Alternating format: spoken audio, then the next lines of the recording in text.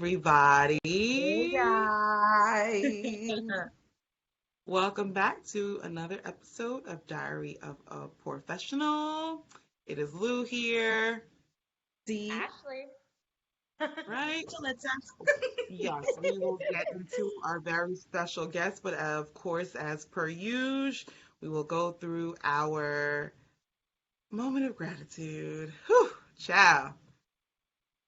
Yes, all right. I'll start real quick with I think the craziness of this week, I won't even get too deep into it, but I think I am grateful for being an 80s baby that grew up in the 90s. Okay? Because what a time. What a time to be alive. Besides the fact that our generation, yes, has seen essentially two recessions, couple wars, a couple of foolishness, like in our childhood, like the times that really formed us, they were like amazing. Like we got to be kids, we got to like be out in the street and hang out with our friends and like be in the moment and cultivate moments that we weren't like, did I capture that? Like, here, post it for everyone. Is it approved? It's nothing staged. Like, I could go on and on. Like, that could be its own episode. Like, I could just carry that by myself. But I was just thinking, like, I would not want to grow up in these times. Like, my formative years, it's real ghetto out yeah, here. So, that's literally why our soul decided to come in when it did, because I agree. I most definitely wasn't made for that time. I just barely made it through my time. I could definitely not make it through somebody else's time. right, right. And these kids or Gen Zers, I would say, are experiencing so much more. Like everything is just on the limelight. They're way more anxious. The depression is sky high. They're just dealing with so much that we really didn't have to back Yeah, then, you know? yeah. It's too much So, exposure. Like, there's just too much going on, like, with no support. Like, no Right. one to be like, hey, do this or do that or whatever. It's just like, yeah, man, we see it. It's bad. Like, don't do it.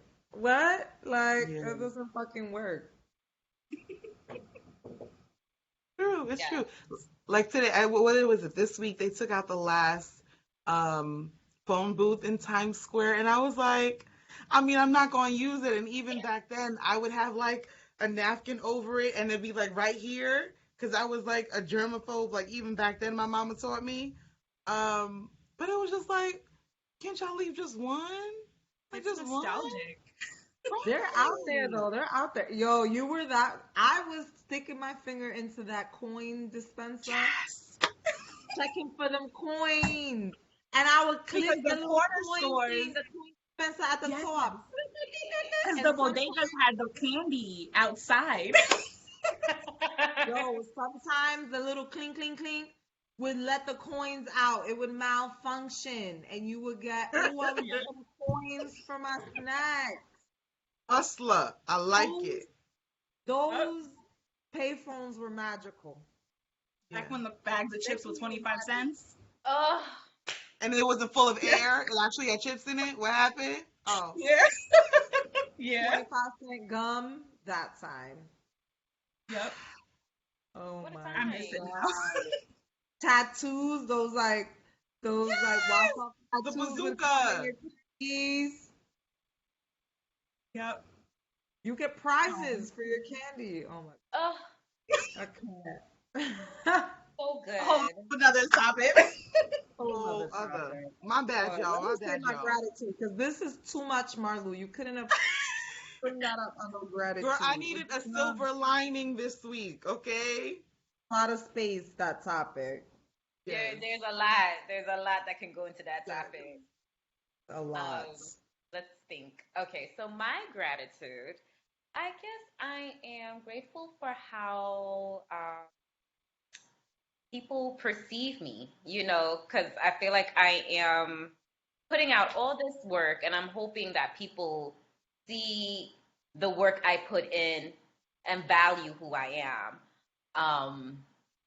I say that because it was this lady's last day at the job, and she just brought me aside and said, I just want to thank you for how patient you are with us and with all of us. And I'm just like, oh man, someone out here sees, because it ain't easy.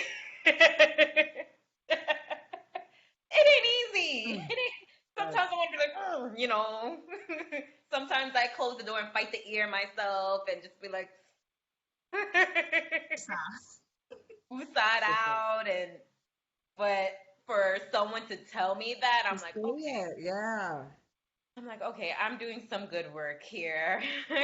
This work is not going in vain here. So I'm grateful for that. Yeah. Amazing. And bless her, like so many people will just like sit around and watch like beautiful things happen and just expect you to have the fuel to keep going. But like you need that acknowledgement that like, yo, I see you. I see you.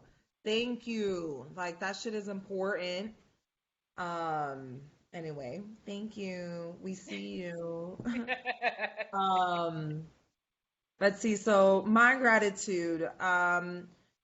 So I'm gonna say I'm grateful for my ancestors. So I spoke about this a couple days ago for my cleansing with D, and I've been kind of going into trying to figure out what my background is, but not just like, you know, Dominican Republic and like, you know, what lineage we got going on. Like that would be a nice part of it. I'm a bit one of those like stressed about giving my DNA, but so I'm gonna start with just some books and myths about women, strong, powerful women, and we'll see where that takes me, and then see if I have to go that path.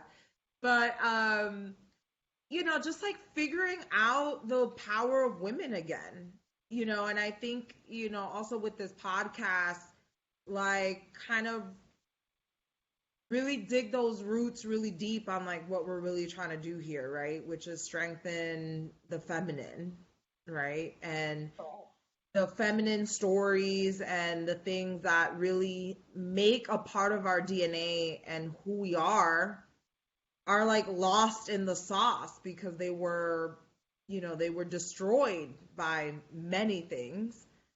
Um, and so like I'm trying to see if I can get back there. You know, I got some like directive and I'm gonna go for it and like let's see what happens. And so I just want to say I'm thankful for my ancestors. Like they got us here. I'm watching a novella with my mom about slavery, which she knows a lot less about slavery than I would have ever thought anybody knew. But it's amazing how television, you know, brings these things where you can like have people learn more and this and the other. And I was like, yo, we've lost so many things because of this whole scenario. But anyway, that's another thing. We'll move on. Jelly. Yeah. So a lot has happened this week, but what I am most grateful for this week has been my hard work. Because out of that hard work with everything that's been going on, today I got an email to be featured on Zola. And Hey, I know. whoa. I know. You can I know. applaud yourself, honey. You can be excited, fully excited. I'm still internally That's freaking out. okay. Like, what? That's So dope. thank you. So these things are like super hard to get into. I mean, like you can, like request to be a vendor, but mainly they take client referrals more seriously. So apparently an engagement that I did in Philadelphia, I got referred to it. And so like they sent me the email today, like, hey, we received a recommendation for you. We would love for you to be on Zola. Passed out immediately. Amazing. But it makes me feel good because it makes me, it kind of validates all the hard work that I've been putting into my business and, the training and everything. And so I was like, holy ish, like a magazine? Okay, I see it. So that is what has topped my week this week. Fuck yes.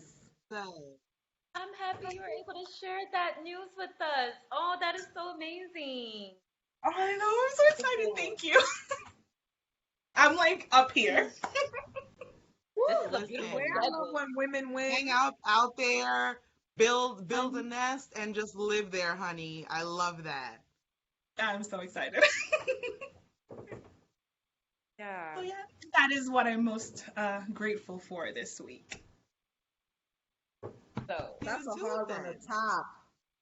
that Listen, if anything, we're just going to find out more about it and more about her and how we even got to this point of Zola saying, "Boo boo, we need you, we want you, come on through." Okay? So please introduce yourself, your title, and what you do, honey. mhm. Yeah, so my name is Yelitza, and I am the founder and lead and only photographer for Alfred Photography. It is a photography business that I started back when I lived in Baltimore. So I've been in business roughly a little bit over 2 years. And so now I'm in Michigan. So I'm a Michigan based photographer. And so I've just kind of rolling with the punches of a first time business owner, a first time photography business owner, like a first time anything really, social media, marketing, everything. So Mm. it's been exciting, but rough. I'm sure. I mean, okay. First, let's just backtrack there. There's so much to unpack there. So tell us like why photography? So it's really a funny story because I really didn't think anything about photography, which is like, okay, beautiful pictures. But when I lived in Florida, I was in my freshman year of high school and I literally needed an elective. Like they wouldn't let me graduate unless I had a certain amount of electives. Mm-hmm. I was a bum in high school and I was like, I don't want to do this. And so I was forced to pick a class. And so the only class that was open because nobody wanted it was photography. And I went into this class very close minded. I was like, I don't want to do this. This is some stupid crap. Like, I think this is retarded. And eventually, like, probably about 2 or 3 days in, I literally fell in love with it. Just the whole process of it and how the cameras work and how you develop a film and it was something so incredible. And it took such a little amount of time for me to become obsessed with it. And then here I am. Wow. Okay. So tell us, what made you decide to start this entrepreneur journey? Because that's dope. And honestly, to have in 2 years, I I was going to mean, say, that's crazy. girl. It's a blessing. So So it is, and I am really like grateful for it. What I will say is the whole entrepreneur thing is very difficult. I knew that I wanted to start a business because my mom, she was a very good example when it came to business and making money and being smart and fruitful and all of that and making a nest for yourself. So my mother owned several hair salons and I always saw her work ethic and how she managed business and how she did things. And so when I sat down and I was like, okay, well, I think I want to make something of my own. And I kind of went down the list like, well, what do you like to do? I mean, I like to knit. I don't like to cook. I like to hike. I can't make a business out of hiking. And the last thing on my list was photography. Like literally, of all of the things that I enjoyed to do, photography was the very last one. And so I kind of started going back into like, okay, well, why did you like photography to begin with? Why would you think that a photography business would fit you versus like doing hair for somebody? And it was like a really long process for me to narrow down like the funding, how am I going to do this? And at the end of it all, in December of 2019, I was like, fuck it, I'm just going to do it. And I bought my first camera, and then that was it. That was it. I need to know because you said December 2019. You Yeah. make this big life decision. You like, this is what I'm going to do. And then that vid said, hey, girl, I'm coming through to crush the building. How did you respond and pivot and adapt to such a career change in a pandemic? It was really, really hard because I mean, I started in December of 2019 and things were a little busy. I mean, things obviously weren't as fantastic as I wanted them to be, but I would get a couple of people here and there. And then literally when COVID hit, it was like my email went dry. Mhm. Zero. And so I had this website, I had this camera, I had all of these subscriptions for all of these things. And literally within the first year, I was in the negative because nobody was having their pictures taken. And so I had to put a lot of my own funding to kind of keep the lights on, so to speak, and kind of make it work. And it was terrible. It was absolutely terrible. I mean, that's, I guess, what most entrepreneurs say is kind of like the juice, right? Like that's having that comeback story. We love a fucking comeback story, don't we? Love like, yo, we were down in the dirt, but we did it. We went back in. It was really bad. And so I also had a primary source of income, but I was taking a lot of funding. Like, so my wife literally would hit the ceiling anytime that I would need like lighting or a flash or something. And she's like, you're not making any money. Like, you can't do this. And so it was really hard trying to explain, well, I have to pay for this because if I don't have a website, how will they find me? If I don't pay for business cards, how will they find me? And so it was a really tough struggle between having to find a good balance of like, do I close? I mean, I've only been open for 6 months. Like, do I literally just shut this whole thing down and kind of move on? Or do I literally keep going and try to make this something? And it was really, really difficult. It was very hard. You look like you're happy you're stuck with it. Yes. Yes. Yes. I'm very, very excited that I stuck with it. I've made so many really amazing connections with the people that I photographed and heard their stories, and I've been able to tell their stories in their own unique way. And so I'm actually very, very happy that I did stick with it, that I didn't just call it quits. Yeah. So, what are your usual favorite photo shoots that you like to do? So initially, I started doing a little bit of everything. I would, do landscape and this, that, and the other. And so over the past, I would say, year, maybe 9 months to a year, I've narrowed it down to I want to be able to tell the story of families and of engagements and people getting married, expecting mothers or mothers who have lost a baby. And so I love being able to, and it's more, to me, it's the intimacy of it, and versus doing a big, huge wedding, which does bring a lot of money. But to me, it's that intimate moment that I get to spend, with my clients and actually hear their story of how they met, or, how this baby came to be. Like, was it an accident? Was it planned? Like, how did you plan it? What's going on? And so I've decided to stick with like families, engagements, and just people in love. I Love, love love. Who doesn't love a love story? Yes. So much joy. So much joy. Yes, it is. And it's it. really, I didn't think that it would be fulfilling, but it actually is really, really fulfilling. I love it. And then you kind of get to be a part of their story forever too, because you're capturing those moments, that they get to share with the world and reflect back on. That's like, it's not to be minimized. And I It's not, love it's that. because the way that I explain it to them, it's like you really have to think about it like you're freezing this moment in time. And so it's like your baby right now could be, 3 months. And I come and I do a family session, and the extended family comes in.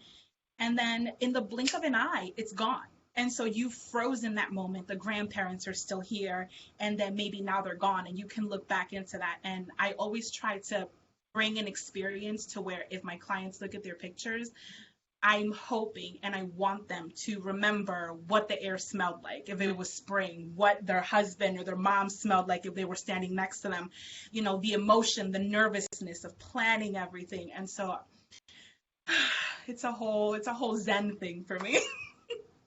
Your energy is so infectious. I can't even take it. Like, it's almost as though the photography is secondary and the connections that you build is like paramount to everything. And I think those are the things that make a difference, and probably why like Zola's like, boo boo, let's chat. That's exactly. I know. That's crazy. Every time that you guys say it, I'm like, oh my God, they did. Oh my It's God, yeah. exciting. Oh my God. Like, look at me. But Love your it. photos that you post, it really shows like I can feel the story through your photos. Like I can feel the warmth. I can I can understand their story through your photo. And I think that's sometimes so difficult to capture for other photographers or other people. So I just like want to know who or what really inspires you too as well.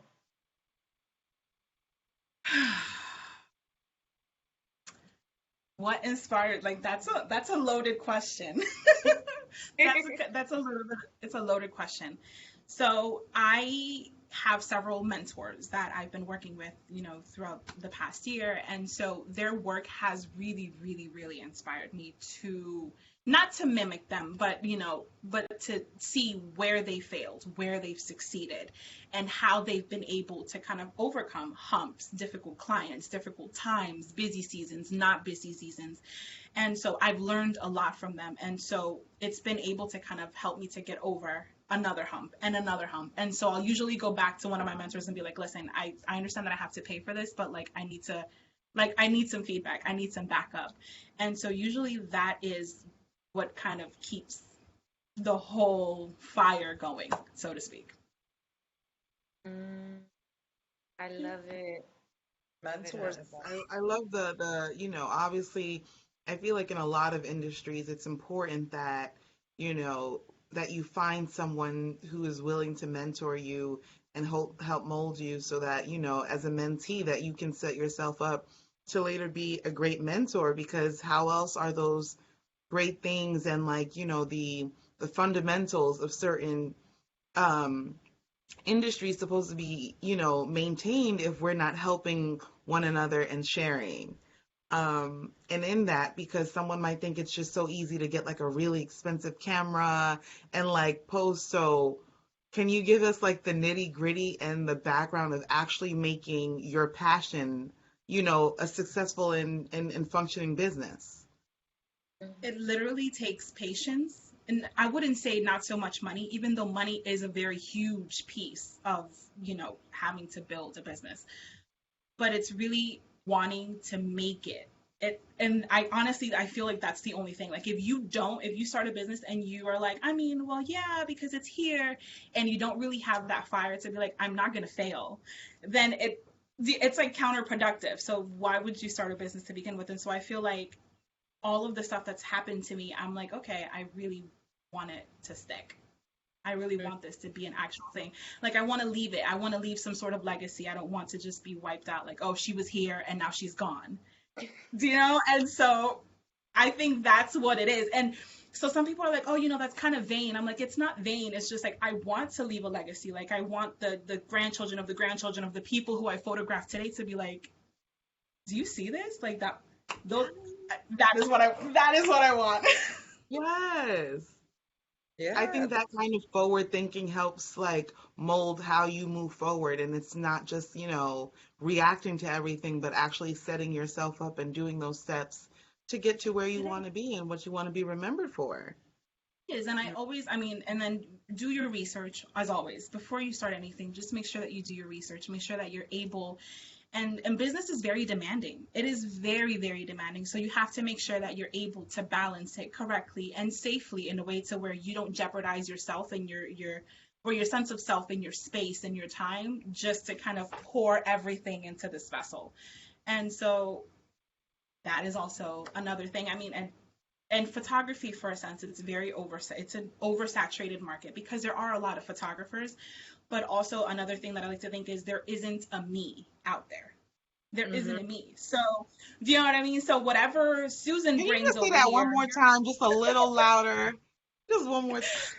So, if you're going to do it, even if the market is oversaturated and you love to bake cupcakes, your cupcakes are not on the market. Your cupcakes are not on someone's tray.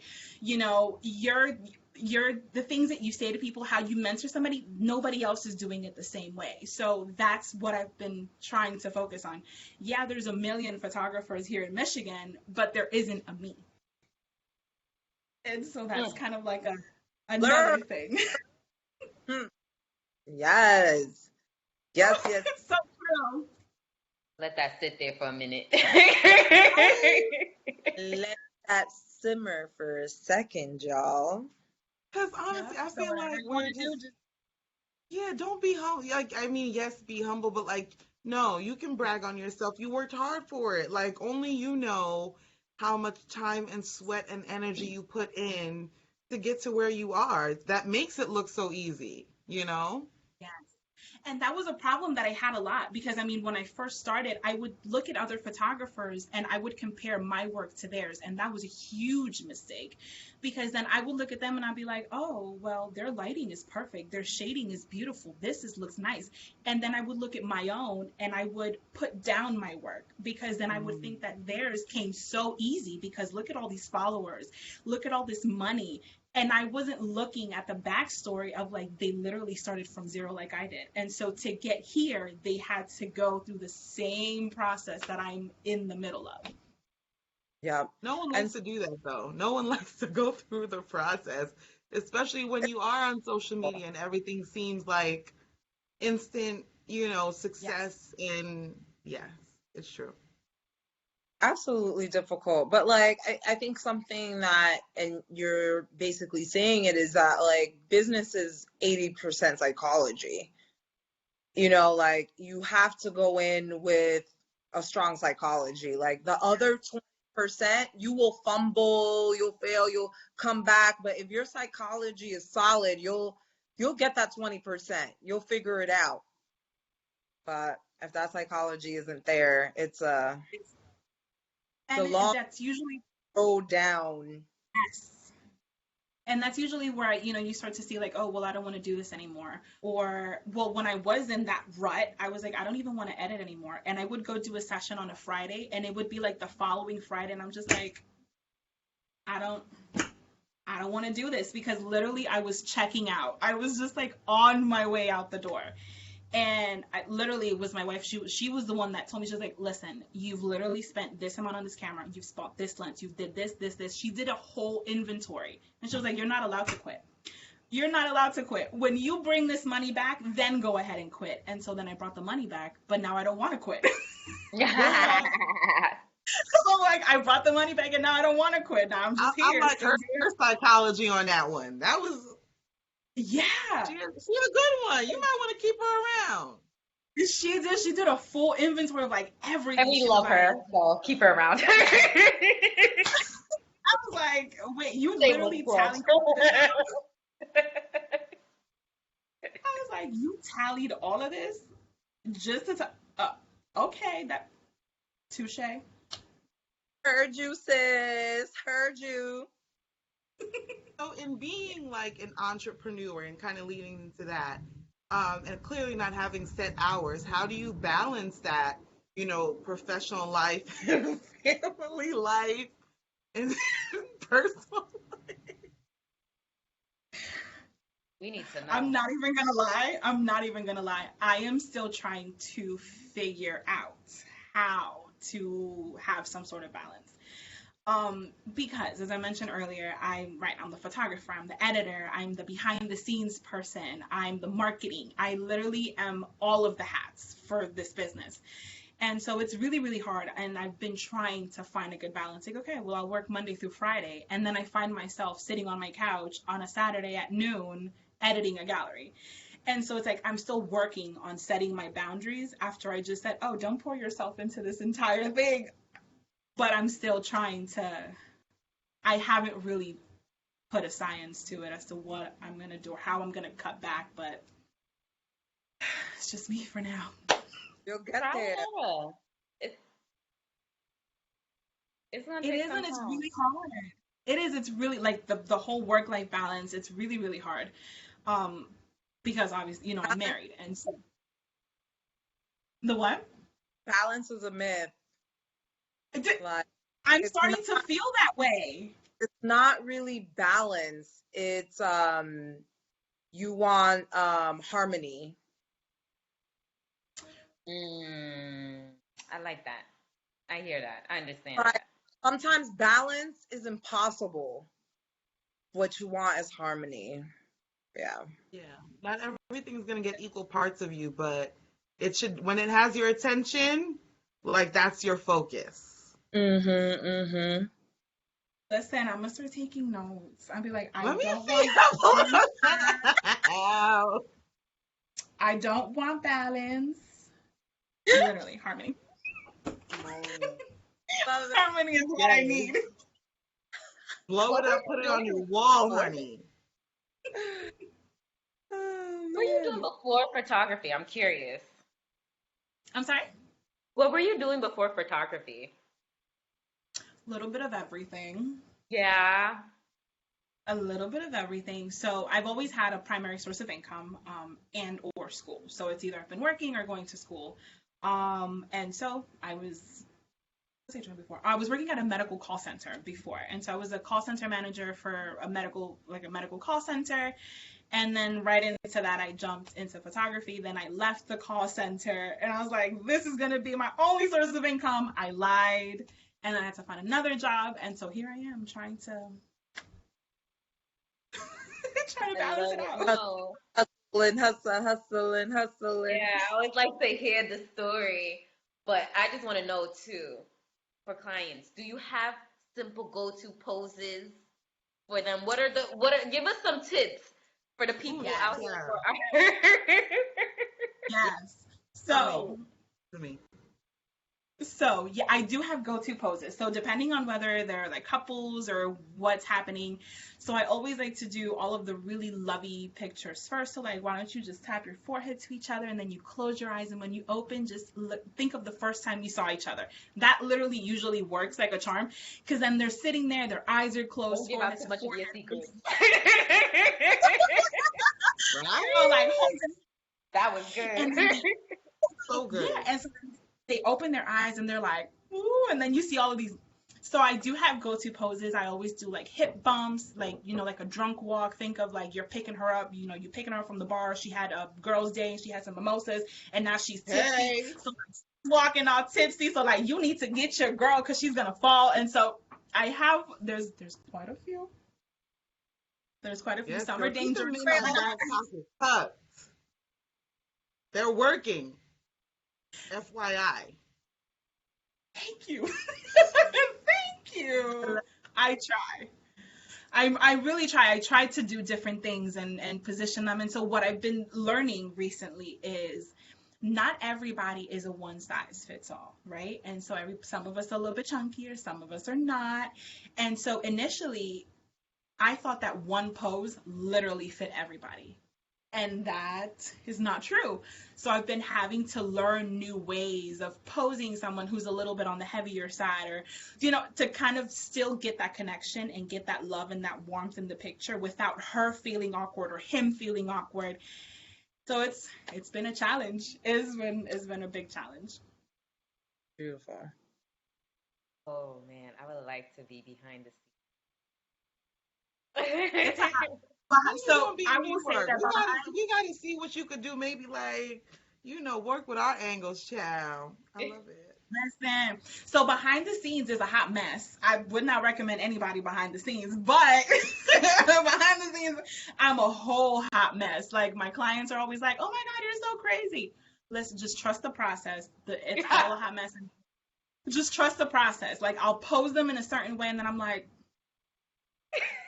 put your hand down. Go ahead, put your hand down. And so they're like, wait, didn't you plan? Girl, I don't plan for anything. I just wing all of the poses. I don't plan for anything. So a customer did ask me, like, how do you remember all of the? I don't. I don't. We're working off of vibes, and that's okay. Yes. Vibe is that's a huge thing. Dude, flow. You got some vibes. I try. Listen, and I'm a huge introvert. trust that flow state. It's the most. You just go with it. I also say too that I feel like I'm in the wrong profession because I'm a huge introvert. And so, like you have to talk to people. No. No, I'm a huge introvert. And so, having to do it forces me out of my shell. But I also feel like introverted people or shy people, because I'm actually pretty shy myself, always end up in some type of position where it's like, and we're on, let's get through this. For X amount of time, I'm going to put on a show. So I feel like I don't want to speak I for feel everyone, like but I feel I like feel like many with do that. introverts, it all depends on who you're around. Like energy is very important to us. Like on a level, I am that, and it's kind of like you just pick up the energy of a room, and I will be a Yeah. wallflower. Or it's like, oh my gosh, we're like twin flames, whatever they call it. Like we just connect. Like there's something there, and probably because you probably come in with that good energy and they feed off of it, is probably what makes it comfortable for you. Mm.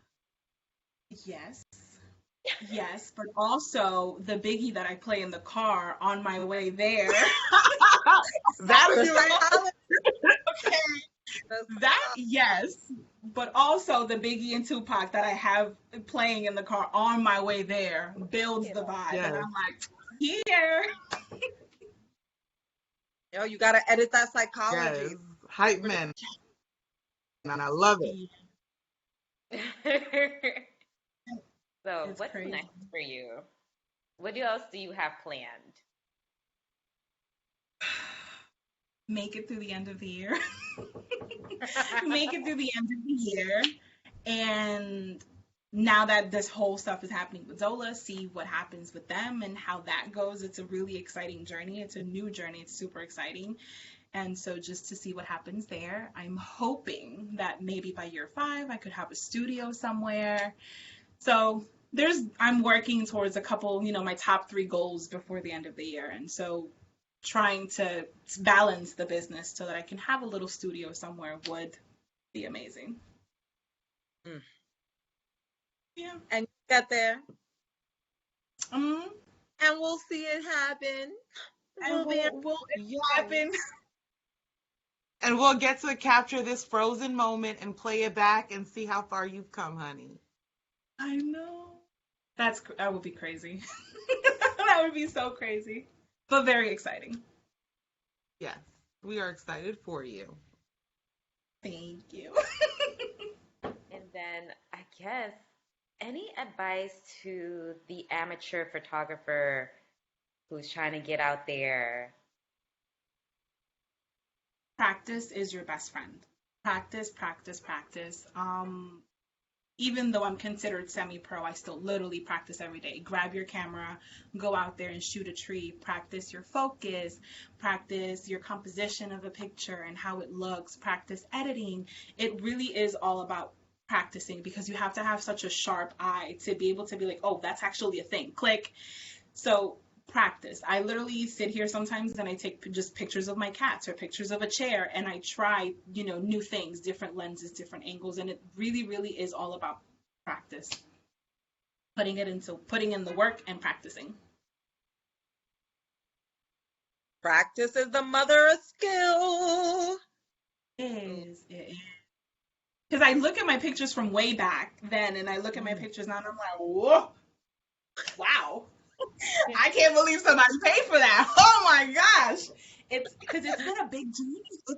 It's such a huge change. I was like, I like to go back and see my process and how I've, evolved and developed. And when I look at my very first pictures back from like 2018, 2019, my jaw drops. I'm like, oh my gosh, what is that? But it's practice and it's being able to, and persistence. Even if, the first couple of photo shoots don't turn out the way you want them to, not everything is perfect, but don't let that deter you. If you actually love it, literally just go for it and try again and try again. Mm-hmm. That is literally it. That's everything. That's all that needs to be said. I mean, That's the I got all my feels. I don't know about y'all. Anything else y'all got to say?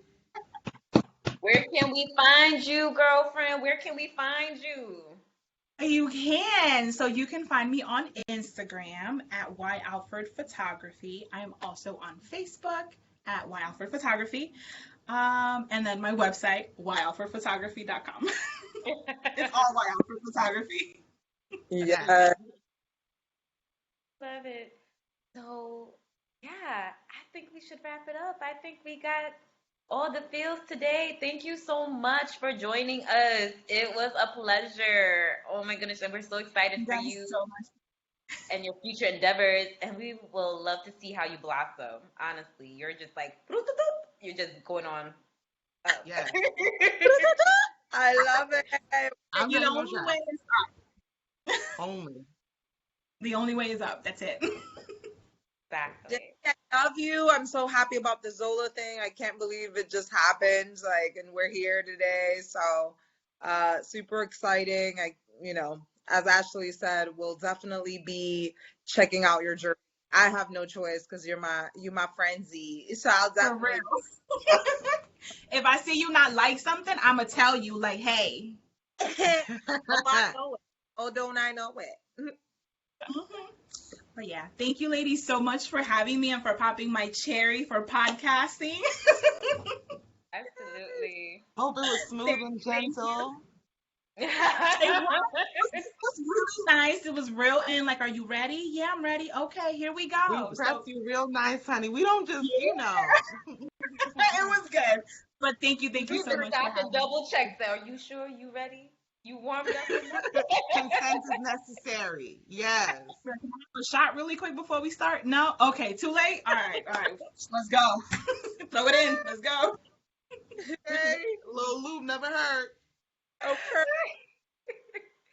Well, join us next time, everyone, for the next episode.